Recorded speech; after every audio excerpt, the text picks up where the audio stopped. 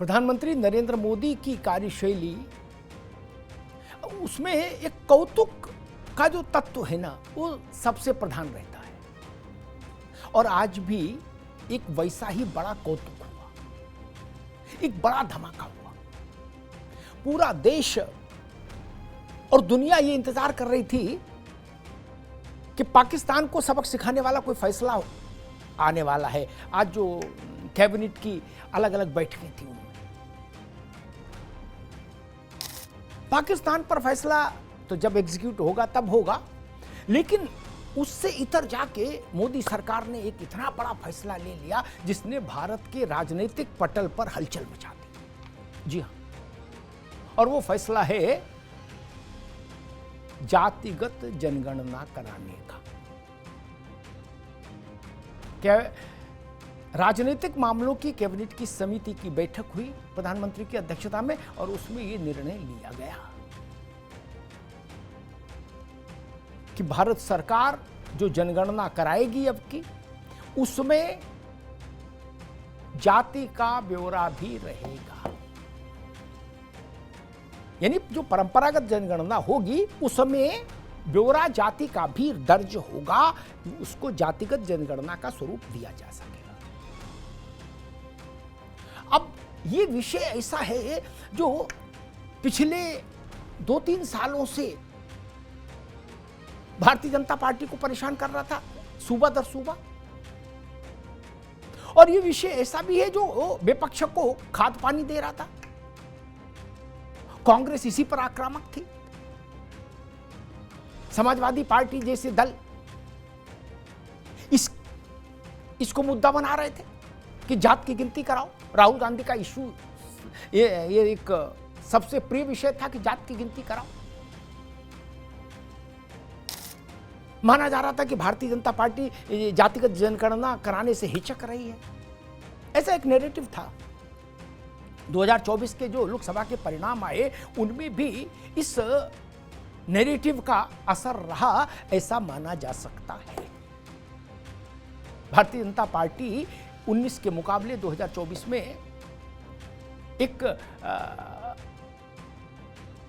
थोड़ा अपेक्षाकृत कमजोर प्रदर्शन कर पाई। 19 के मुकाबले देखिएगा 24 में। उसके पीछे माना गया आरक्षण और जातिगत जनगणना, ये दो बड़े मसले थे। एक तो विपक्ष का यह प्रचार कि हम आरक्षण, भाजपा दोबारा से बड़े बहुमत के साथ अगर आ गई, तिवारा मोदी तिवारा प्रधानमंत्री बन गए तो आरक्षण खत्म हो जाएगा। एक तो ये प्रचार, दुष्प्रचार, भाजपा के लिए दुष्प्रचार, कांग्रेस के लिए प्रचार, सपा के लिए प्रचार, उद्धव ठाकरे के लिए प्रचार, ममता बनर्जी के लिए प्रचार, आरजेडी के लिए प्रचार। और दूसरा, जात की गिनती नहीं करा रहे। उत्तर भारत के दो बड़े राज्य, उत्तर प्रदेश और बिहार, वहां जाति की जनगणना का मसला सामाजिक धरातल पर सबसे बड़ा मसला है। स्वाभाविक है।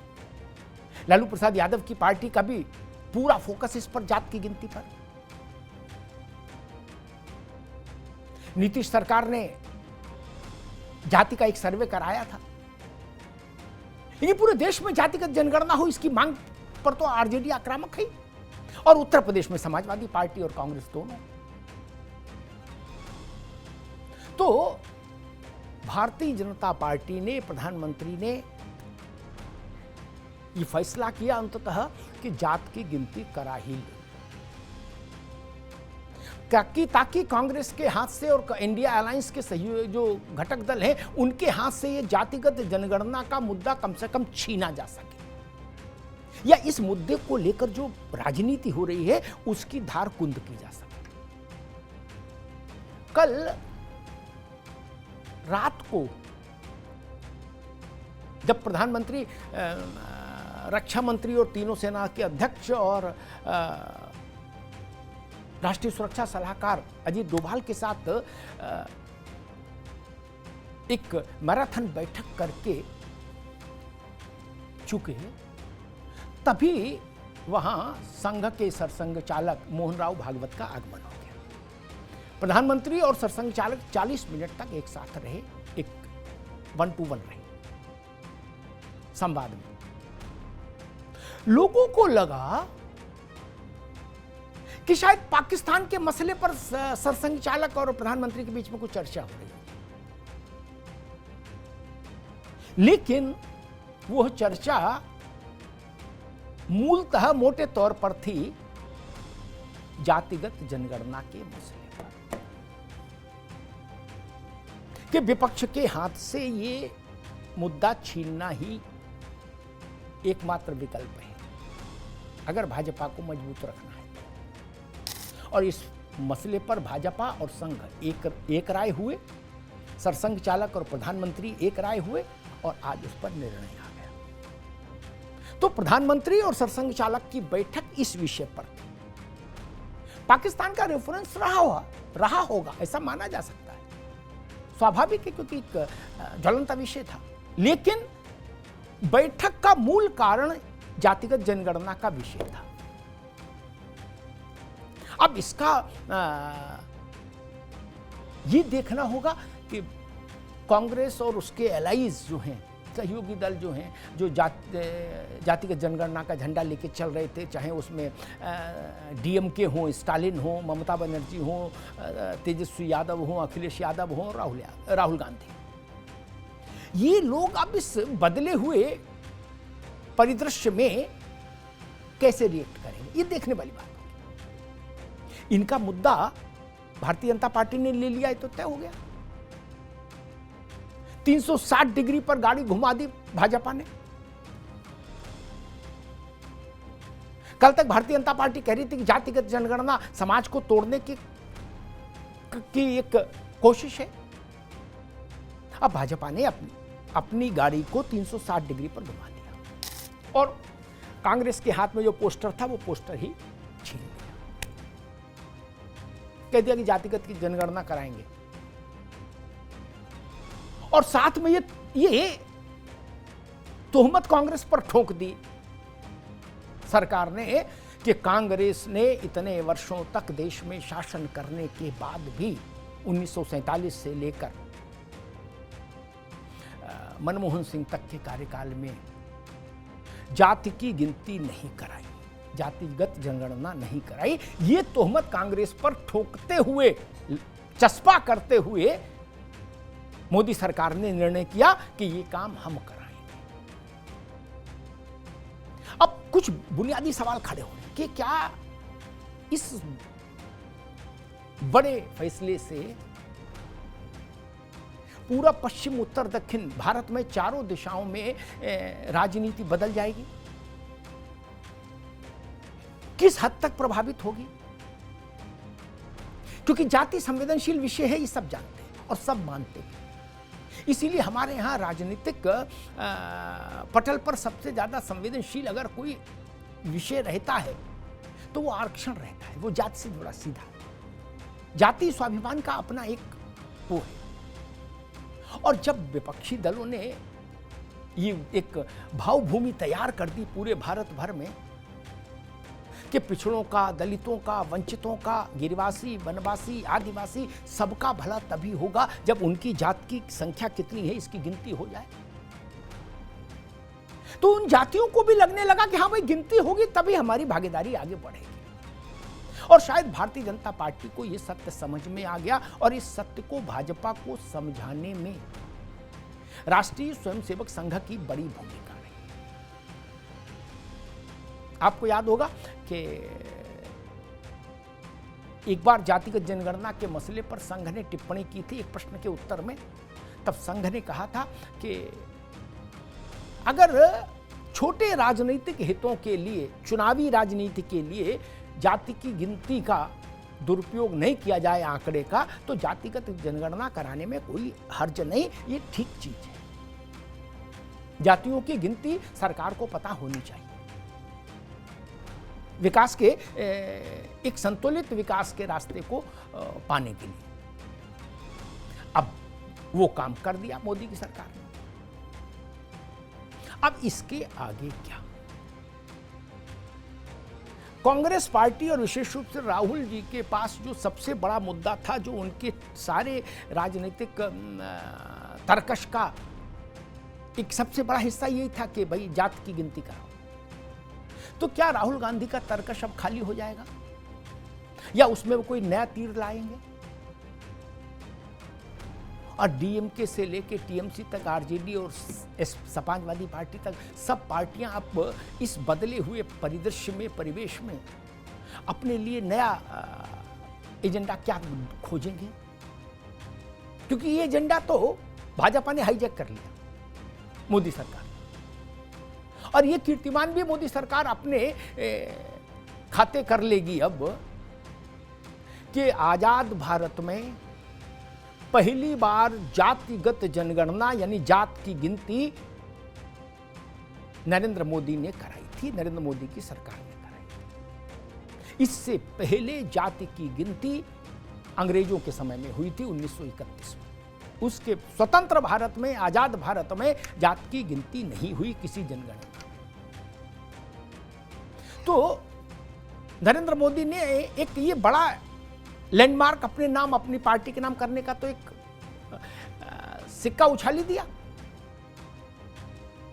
तो अभी तक जो विपक्षी पार्टियां भाजपा को जातिगत जनगणना के विरोध में खड़ी पार्टी के रूप में चित्रित कर रही थी, निरूपित कर रही थी, उनको अब ठहरना पड़ेगा, ठहर कर सोचना पड़ेगा और अपने लिए किसी नए मुद्दे की तलाश करनी होगी।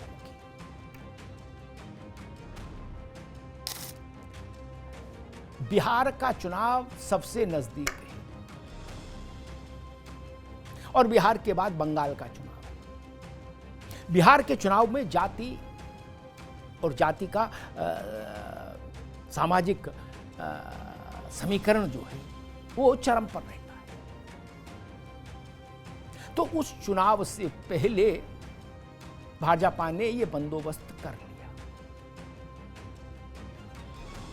और उसके बाद पश्चिम बंगाल है बड़े राज्यों में, और उसके बाद 27 में उत्तर प्रदेश में चुनाव है,